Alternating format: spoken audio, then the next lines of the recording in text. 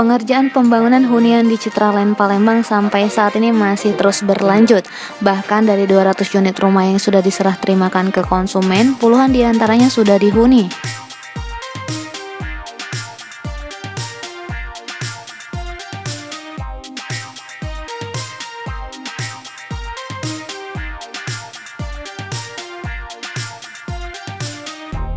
General Manager Citraland Palembang Tony Kustono saat buka bersama media Rabu sore kemarin menyampaikan dari sisi penjualan diakui cukup baik meskipun sejak tahun 2020 hingga kini kondisi perekonomian masih dihadapkan dengan pandemi COVID-19.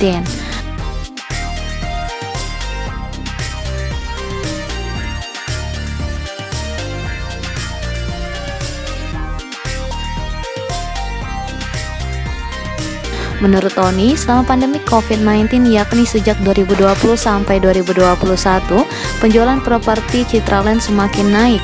Bahkan penjualan Citraland Palembang lebih baik jika dibandingkan kota-kota lain di Indonesia. Hal ini, lanjut Tony, dikarenakan konsumen Palembang sebelum membeli rumah melihat kualitas developer yang membangun perumahan.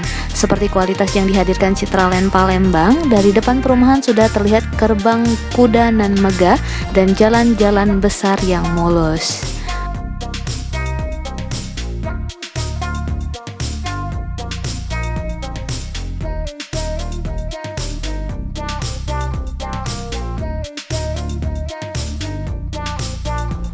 Bapak-bapak, ibu sekalian, Citraland di sini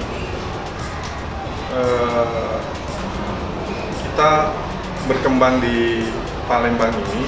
Tujuan utama kita adalah sama-sama kita untuk menggairahkan pembangunan rumah di Palembang dengan sistem yang lebih modern, dengan sistem yang nggak usah jauh-jauh, tapi di situ aja ada.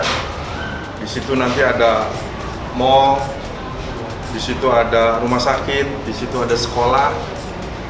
Nah, kita berkembang ke arah sana untuk memperkaya keindahan dari kota Palembang. Reporter Betanika Susmanda dan juru kamera Agus Yahya, palpres.com.